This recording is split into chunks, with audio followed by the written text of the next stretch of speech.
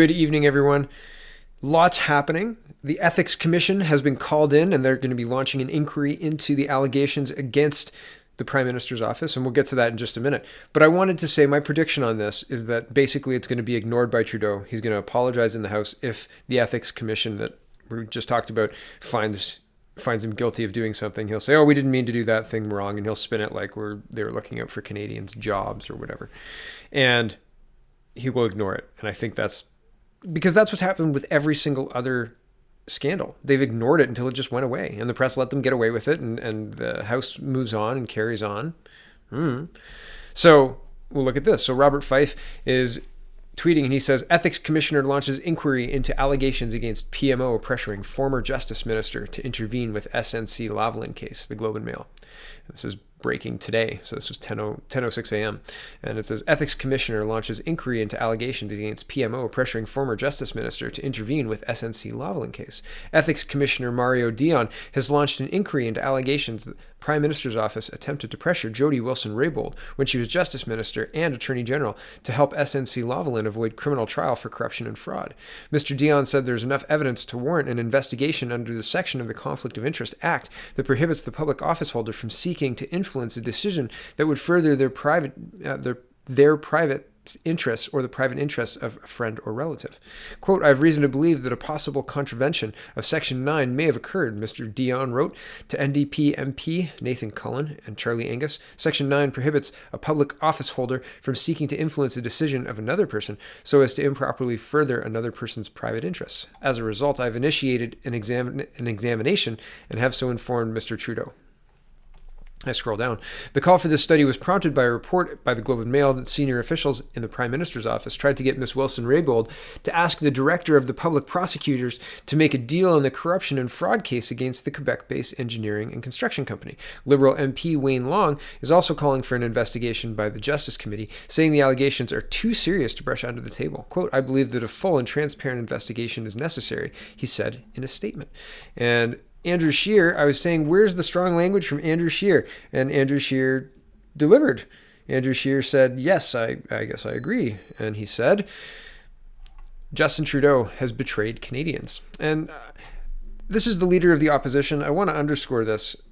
People who dislike Andrew Scheer, I have issues with Andrew Scheer as well, but he is the leader of the opposition and he is going to win a lot of seats in this upcoming election. He needs to be worked with. So, and knowing where he stands on things is very important, regardless of, and like I said, please understand my bias. I do support Maxime Bernier and I think that he would be the best choice for Canadians. However, as I said, Mr. Scheer has a very mature party, a very well-oiled machine, and good reach across the country. There's no reason to think that he will be any slouch to beat this election. So he needs to be taken seriously and reported on, okay? And that, one, and two, he's the leader of the opposition. So he needs to be looked at seriously. Okay, so he needs to be strong in the House. He needs to be saying this kind of stuff. It's important. If he wasn't saying this stuff, it would be news. Okay, so here it is. Andrew Scheer says, Justin Trudeau has betrayed Canadians. One of the most important things about my approach in politics has been creating a level of accountability, of transparency, of openness, of honesty that means admitting when mistakes were made, taking responsibility for them, and fixing them in an open manner. Justin Trudeau spoke those words 5 years ago, setting the tone for what he pitched to Canadians as a new way of doing politics. Quote, openness and transparency will be our constant companions, and we will work to restore Canadians' trust in their government and in our democracy. He said that when he was sworn in as Prime Minister. Canadians took this Prime Minister at his word. They trusted him to be who he said he would be, and he has betrayed them. The allegations leveled last week against Justin Trudeau and his office are grievous and strike at the very heart of our rule of law. SNC Lavalin, one of the Liberal Party of Canada's largest corporate backers, is being prosecuted on charges of bribery. For the past 3 years, the company has aggressively lobbied key government officials for a special deal that would see it avoid criminal prosecution. And I'm going to put a note in here. SNC Lavalin met with Andrew Scheer. And it's interesting. I've reported this before, but I wanted to make that very clear. Andrew Scheer is writing this letter. And I feel like he could have been a bit more transparent about that, like including myself. And I said this, that we would have and what rule of law means, everyone, is that everybody is subject to the same law. everybody has to abide by the same law. That's what a rule of law country is, right? There's not a two-tiered legal system. There's one legal system. And it looks more and more that that's just words in Canada, because it looks like we have a three-tiered legal system. Are you a company that can afford to buy your way out of this? Yes, let us just change the laws. Yeah, no. If you're speeding though, you got nothing. Anyway, carrying on. The allegations leveled last week against Justin Trudeau and his office are grievous and strike at the very heart of our rule of law. SNC Lavalin, one of the Liberal Party's of Canada's largest corporate backers, is being prosecuted on charges of bribery. For the past 3 years, the company has aggressively lobbied key government officials for a special deal that would see it avoid criminal prosecution. And that's where I broke before. The government responded last year when it wedged into the budget bill, a new legal provision that would give SNC Lavalin exactly what it wanted. The use of that provision is at the discretion of the Director of Public Prosecutions. And last October, that office informed SNC Lavalin that no special deal was coming. That should have been the end of it, but it was only the beginning. Unhappy with that result, Prime Minister's office allegedly pressured the Attorney General to overrule due legal process by granting this Liberal-friendly corporate giant the special deal it had long sought after, and then firing the Attorney General when she courageously refused to do so. Canadians owe Jody Wilson-Raybould a debt of gratitude for holding true to her principles and protecting the rule of law when her political masters implored her to abandon it. Okay, so these two sentences here I wanted to point out because that seems like he's playing a little bit of insider ball there. Like he's either... Maybe there's talks underway that she's coming to cross the floor, so he's showering praise onto her. I'm not sure entirely what's going on here. On one side of things, we don't have the whole story. We don't know that Jody Wilson-Raybould is refusing to say that Justin Trudeau didn't pressure her, which would be okay under the law. But in order to talk about this any further, in order to explain that, yes, she gave legal advice to her client, which is the government, which is the Prime Minister, right? Then that would break client attorney privilege. So, but the difficulties have been outlined by every interview that I've talked about and read before.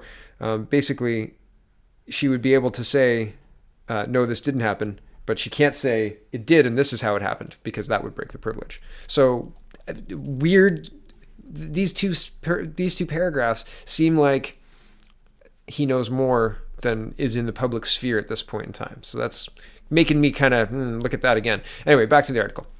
The level of corruption implied is truly staggering. Since these allegations were published, Parliament has sought answers. For 2 days, MPs on all sides of the House grilled the government's front bench in question period. Mr. Trudeau was curiously absent. For 2 days, we got nothing.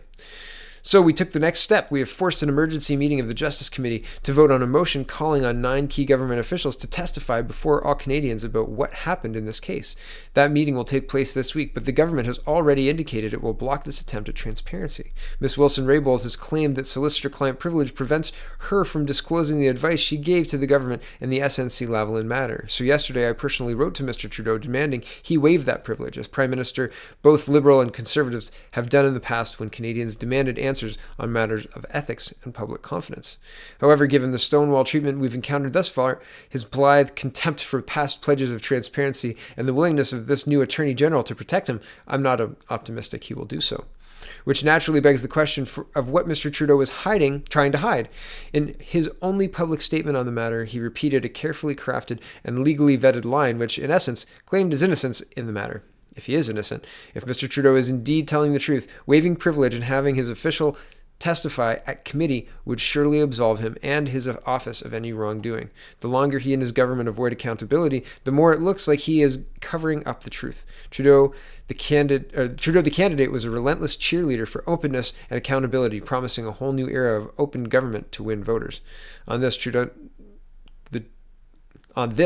the Prime Minister, has become a fraud. He is now on the run, trying his best to avoid the very things he once promised to champion. I will not let him get away with this. If he shuts down parliamentarians, as it appears he will, I will use every possible political, legal, and investigative option to get the answers Canadians demand. One way or another, he will be held to account. Yes, and the other way would be in October, I think. And I'm not sure what legal or otherwise investigative options we have the ethics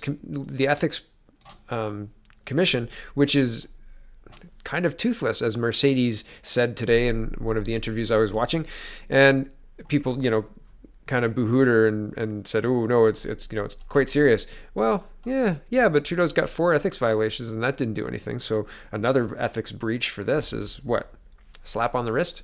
You have to say sorry in both languages twice and backwards, maybe? I don't know. Who knows? So what is going to happen? I mean, what's hopefully going to happen is that Canadians wake up to the corruption rampant in the Prime Minister's office and soundly reject him and his party in October. That's hopefully what happens. Here's images of a by-election in Burnaby. This is Burnaby Now. I've used them before. This is from yesterday evening. It says, "You're a criminal," Trudeau heckled during campaign speech in Burnaby South. There were about 200 people there. That's why I wanted to show you this. I think that's interesting. I think Bernier draws a bigger crowd. I think Lavalin TT in Burnaby South draws a bigger crowd. So that's interesting. They had the Prime Minister there and only 200 people, according to this article. Okay, here it is. Prime Minister Justin Trudeau said his visit to Burnaby on Sunday ahead of the February 25th by-election was, quote, "an opportunity to reconnect with friends, an opportunity to talk about how we're moving forward as a country, and an opportunity to spend time with my friend and yours, Richard Lee." Yeah, but protesters saw it as an opportunity to voice their displeasure with his purchase and support of the Trans Mountain Pipeline and its proposed expansion. The project's opponents, spread throughout the roughly 200-person crowd of mostly Liberal supporters, made themselves known not long after Trudeau took the stage alongside Lee at the Shadbolt Centre for the Arts. And I'll just show you a couple of images. Scroll down here. It says, Trudeau handed the microphone to Lee, who spoke for roughly 3 minutes as the heckling continued. The former BC Liberal MLA, blah, blah, blah. The pipeline opponents weren't the only ones to brave the snowstorm to protest Trudeau. About 10 protesters in yellow vest representing a nascent right-wing movement in the country held signs outside the Shadbot Centre accusing Trudeau of treason and opposing the UN Compact for Migration. Lee is challenging the NDP leadership, Jagmeet Singh, Conservative Jay Shin, Laura-Lynn Taylor-Thompson of the People's Party, Independent Valentine Wu, and Independent Terry Grimwood in the upcoming by-election. So interesting, and I wanted to show you the footage of there's some images here. This is outside. Here's some yellow vests. And scrolling down, you can see the protesters actually yelling here. She calls him a criminal. But I'm not going to play it right now. She's drowned out by the crowd. People are just kind of silly. But it looks like a pretty thin crowd. I mean, they've packed them in. They've packed them in like single file up here. It looks like more than 200 though. But maybe not. Maybe it's just a small venue. Anyway, who knows? But yeah, anyway, make up your own mind. It's there. It's framed right. They're certainly doing something right there. Anyway, that's all that's going on today. Oh, I guess one last story. CTV News is reporting Hungary to give women with 4 or more kids a life tax exemption. No income tax for life. Hungary's government is greatly increasing financial aid and subsidies for families with several children, the country's prime minister said Sunday.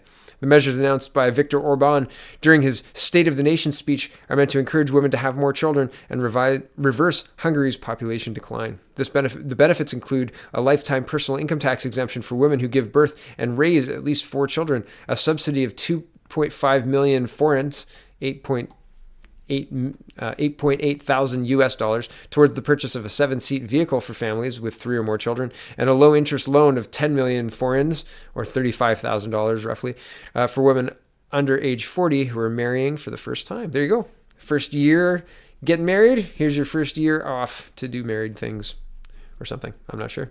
But hey, that sounds like not a bad idea. That sounds like maybe something Canada could adopt to combat our declining birth rate. Hey, maybe.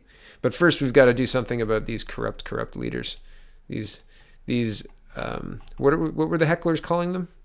Oh, criminals, right? You're a criminal. That's what they call them. Yeah, we got to do something about them. Thank you very much for watching. Check out the People's Party of Canada.ca. You might want to have a look at Maxime Bernier's policies. I certainly like them. Have a wonderful evening. Thanks for watching, everybody.